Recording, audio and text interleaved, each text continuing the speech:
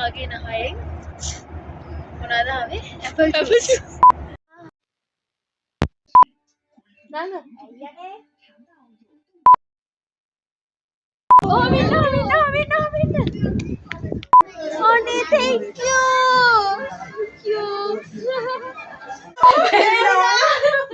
මෙයා හොස්ටස්ලා බලාගෙන ඉන්නවා අපිට ඉතින්. අපිට පොඩ්ඩක් කාලා දුන්නේ මේගොල්ලෝ චුට්ටක්.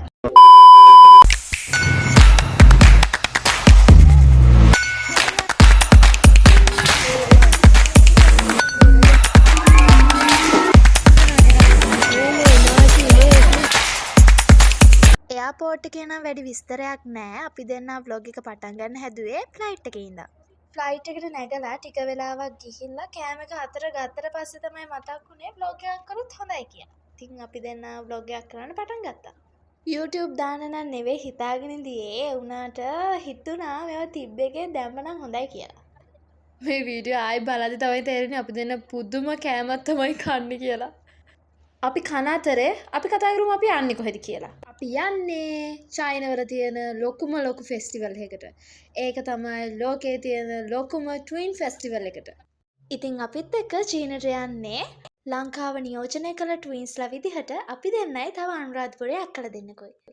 අපි ගියේ නියුන් සංගමේ සභාපතිනිය, එතකොට මහින්දස, රෝසි අක්කා, නලින් අංකල් ඒ ඔක්කොම එක තමයි. ඉතින් ඒ ගමන ඇත්තටම ගොඩක්ම සුන්දරයි. අත්දැකීම් ගොඩාක් ගත්තා. ඒ හැම අත්දැකීමක්ම ඔයගොල්ලොත් එක්ක ඉස්සරහට අපි බෙදාගමු.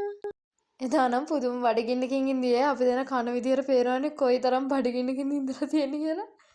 සෝමාලියාවට පාන් කෑල්ලක් දැම්ම වගේ තමයි ඉතින්.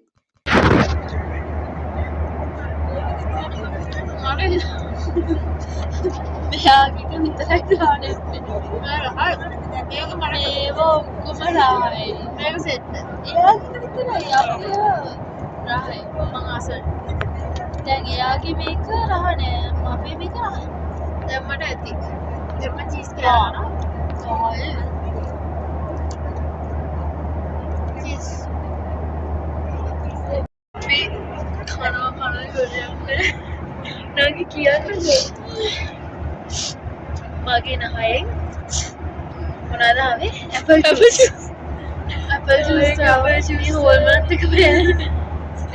කන ඉවරයන්නේ ආයෙනම් මේ මම කවුද මෙතෙන්ට කෑම අරගෙන කවුරුත් දෙන්නේ නැහැ. මොකද මේ කට්ටියම තනිකර ඒක මේ කොෆි එකයි ඇපල් ජූස් එකයි කොෆි එකයි ඇපල් ජූස් එකයි මම කොකා කෝලා එකක් ගත්තා. ගියා I need one Coca cola. ඔක්කොම කනවා විතරයි. අර මෙයා හොස්ටස්ලා බලාගෙන ඉන්නවා අපිට ඉතින්. අපිට පොඩ්ඩක් කාලා දුන්නේ මේගොල්ලෝ චුට්ටක් කාලා දුන්නේ. අපිට කාලා දුන්නේ ආයි මෙතන එන්නේ බ්‍රැකට් එක විතරනේ තියෙන්නේ. පැය 5කින් පස්සේ ඕන අපි කොහමරි චීනෙට ආවා. ඩිරෙක්ට් ෆ්ලයිට් හින්දා පැය 5ම එක තැන වගේ තමයි ඉඳී. අපි අර වොෂ්රූම් ගියපු ටිකට විතරයි අපි නැගිටලා ඉඳියේ. කොහමරි එකම තැන තමයි අපි ඉඳියේ. චීන එයාපෝට් එක පුදුම තරම් ලස්සනක් තියෙන්නේ. ඩයිනෝසර් කෙනෙකුත් ඉඳී අර. ඊළඟට වීඩියෝ එක පටන් ගන්නනේ කුමින් වල ඉඳන්. ඊටු ටික වීඩියෝ කරේ නෑ. මොකද යන ටිකක් තිබ්බේ. ඒ ටික කම්මැලි හිතෙන හින්දා වීඩියෝ කරේ නෑ. එයාපෝට් එකේ ඉඳන් කුම්මින් සිටි එකට ඇවිල්ලා අපි හොටෙල් වලට චෙක් ඉන් වෙලා ඊට පස්සේ අපි හවස් වෙලා පොඩ්ඩක් එළියට ආවා. චීන වටපිටාව කොහොමද කියලා බලන්න. අද ඉඳන් දවස් 3ක් එක දිගට කුම්මින් සිටි එකේ අපි ඇවිදිනවා. ওই දවසේ පුදුම තරම් සීතලක් තිබ්බේ. මිනිස්සු බලනවා ඇයි අපි ජැකට් දාගෙන යන්නේ නැති කියලා. අපිට අර ගාණක් නෑ ඒක. ඒ වුණාට පුදුම සීතලක් තිබ්බේ. ටිකක් සිටි එකේ ඇවිද ඉන්නකොට අපිට හම්බුණා අයිස්ක්‍රීම් and බබල් ටී කඩයක්. අපි ඉතින් ඒකටත් ගියා කට්ටියත් එක්ක. කොච්චර සිතරුවත් ඒ වගේ දෙයක් මම අරගෙන පුළුවන්. ඕගොල්ලෝ ට්වින්ස්ලා නම් ට්වින්ස් ඕගනයිසේෂන් එකට ජොයින් වෙලා නැත්නම් දැම්මම ජොයින් වෙන්න. ඒක හින්දා තමයි අපිට මේ තරම් ලොකු දෙයක් අත්දැකීමක් ලබා ගන්න පුළුවන් වුණේ. මං හිතන විදිහට ඔය අපි දැන් ඇවිදින වෙලාව රෑ 4 විතර ඇති. ඒ සාමාන්‍යයෙන් කළුවර වැටෙන්නේ රෑ 9යි ගානකට විතර තමයි. අපි කට්ටිය දැන් මේ යන්නේ කුමින් සිටි එකේ ලස්සන බලන්න. මේ චයිනාවල රෑ 6න් පස්සේ තමයි මිනිස්සු එළියට බහින්නේ ඇවිදින්න, කන්න බොන්න, shopping යන්න හැම දෙයකම රෑ 6න් පස්සේ තමයි මේගොල්ලෝ එළියට එන්නේ. ගෑල් ළමයට තනියම වුණත් යන්න පුළුවන් හොඳම රටක් තමයි චයිනා කියන්නේ. කිසිම බය වෙන්න හේතුවක් නැහැ. රෑ ඕන වෙලාවක අපිට ඕන තැනක ගිහිල්ලා ඉන්න පුළුවන්. අනේ දෙන්න හරිම කියුට්. අපි කට්ටිය ඇවිදගෙන යනකොට එයා මට කතා කරලා පොඩි චිප්ස් එකක් දුන්නා කන්න කියලා. අද දවසේ අපි ගියේ අපේ හොටෙල් එකේ ඉඳන් උඩ පැත්තට. අපි හෙට යනවා හොටෙල් එකේ ඉඳන් පල්ලෙ පැත්තට. ඉතින් ඕගොල්ලොත් බලන්නකෝ චයිනීස් සිටි එක මොන වගේද කියලා.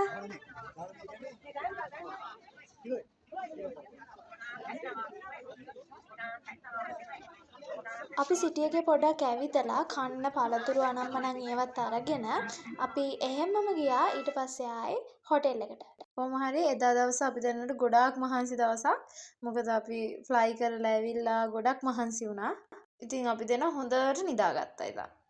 තුන්වෙනි දවසෙත් ඉතින් ඇවිදින්න තමයි තියෙන්නේ. අපි හොටෙල් එකකින් එළියට එනකොට එතන කඩේ එහා පැත්තේ ඉඳපු එක්කෙනා අපිට තේ බොන්න එන්න කිව්වා. ඒ ඕන කඩේක ඔය වගේ තේ දෙන මොකද්ද මම ඒකට කියන්නේ නම දන්නේ නැහැ හරියටම. ඒ වගේම අනිවාර්යෙන් ඒ හැම තැනම තියෙනවා. ඒගොල්ලෝ කැමති අර ආගන්තුක සත්කාර වගේ ඒවට. එහෙම මිනිස්සුන්ට ගොඩක් ඉංග්‍රීසි බෑ.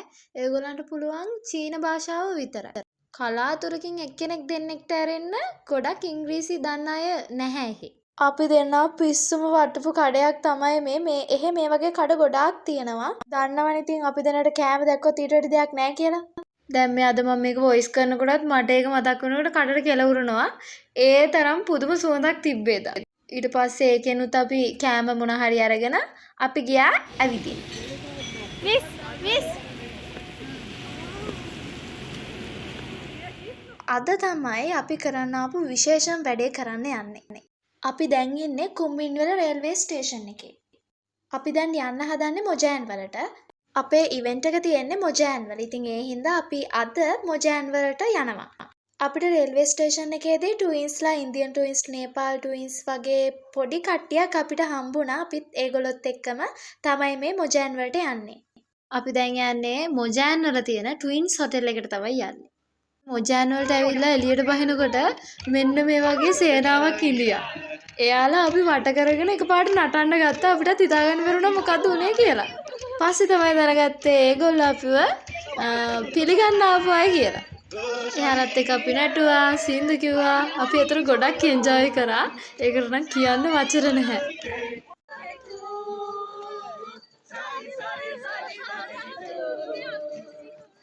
මේගොල්ලොන්ගෙන් ට්වින්ස්ලාට තියෙන මාර පිළිගැනීමක්. ඒක මට කියන්න තේරෙන්නේ නැහැ මොකක්ද ඒ කියලා. පුදුම පිළිගැනීමක් තියෙන ට්වින්ස්ලාට පුදුම ආදරයක් තියෙන මේගොල්ලෝ. අපි ඒ වැඩ ටිකත් එහෙමම කරලා අපි මේ දැන් යන්නේ මොජෑන් ට්වින්ස් හොටෙල් එකට. මේ රටේ ට්වින්ස්ලාට කියලා වෙනම හොටෙල් එකක් තියෙනවා කිව්වොත් ඔයගොල්ලෝ විශ්වාස කරනවද? අපි දැන් යන්නේ එතෙන්ට. හැම රටකින්ම ආපු ට්වින්ස්ලා නවත්තලා තියෙන හොටෙල් එකේ. ඉතින් ඒ හොටෙල් එකට යන පාර දෙපැත්තේ පුදුම විදියට චයිනවල මිනිස්සු ඉඳියේ අපිව පිළිගන්න. අපිත් එක්ක ෆොටෝ ගැහුවා, අපිත් එක්ක වීඩියෝ කරා. ඒ වගේ ගොඩාක් දේවල් කරා. ඒගොල්ලෝ කියන්නේ ට්වින්ස්ලා ඒගොල්ලෝ රටට වාසනාවක් කියලා. අපිට හැරෙන්නවත් නෑ ෆොටෝ ගහනවා. මම හිතන්නේ 1000කට වැඩි ෆොටෝ නම් ගහන්න නැති. අම්මේ කොහොම අමාරේ කියන්නේ මොකද උනේ පාර අදුවේ ෆොටෝ ඒ ඇවිල්ලා රියැක්ෂන් එක අපිට හිතා ගන්නවත් බැරි වුණා. ඉතින් මේ තියෙන්නේ අපේ මොජෑන් වල ට්වින්ස් හොටෙල් එකේ අපේ රූම් එක. අපි රූම් වල ටිකක් රෙස්ට් කරලා අපි පොඩක් එළියට ගියා ඇවිදින්න. එළියට යද්දිත් අපිව දකින මිනිස්සු ඇවිල්ලා ෆොටෝ ගහනවා. හිතා ගන්න බෑ ඇයි මේ කියලා. ඇත්තටම අපිට හිතා ගන්නත් බෑ මොකක්ද ඒ කියලා. මං හිතන්නේ මේ අනේ මට කියන්න තේරෙන්නේ නැහැ මොකක්ද කියලා. ඒගොල්ලෝ ට්වින්ස්ලාට ඒ තරම් ආදරේ. ඒ කියන්නේ වෙන කාගේවත් ෆොටෝ ගහන්නේ ට්වින්ස්ලාගේ ෆොටෝ ගහනවා. දෙන්න ඉන්නවා දැක්කොත් ඒගොල්ලෝ එතෙන්ට ඇවිල්ලා ටක් ගාලා ෆොටෝ එකක් ගහ ගන්නවා. ඒ මොජෑන් සිටි එකේ විතරයි එහෙම මිනිස්සු ඇවිල්ලා ෆොටෝ ගහන්නේ. අපි පොඩ්ඩක් වටේ පිටේ ඇවිද්දා මොජෑන් සිටි එකේ. එදාම රෑ අපිට ඉවෙන්ට් එකක් තිබ්බා කල්චරල් ෂෝ කියලා. අපි වේ ඉවෙන්ට් එකට හැමෝම එකරගෙන ගියා. ඒකේ කරන්නේ චීන සංස්කෘතිය ඇවිල්ලා ඉන්න ට්වින්ස්ලාට පෙන්නනවා. අපිව දැන් ඔය එක්කරගෙන යන්නේ ඉවෙන්ට් එක බලන්න. මෙතනදී තමයි ලෝකෙ පුරා ආපු ට්වින්ස්ලාව අපි පළවෙනි පාරට දැක්කේ. ට්වින්ස්ලා සෑහෙන ප්‍රමාණයක් ඇවිල්ලා තියෙනවා මේ ඉවෙන්ට් එකට. ඉතින් අපි කට්ටිය වඳුරගෙන කතා කරලා ඉතින් අපි කට්ටියත් එක්ක මේ දැන් යන්නේ අර කල්චරල් ෂෝ කියන ඉවෙන්ට් එක බලන්න.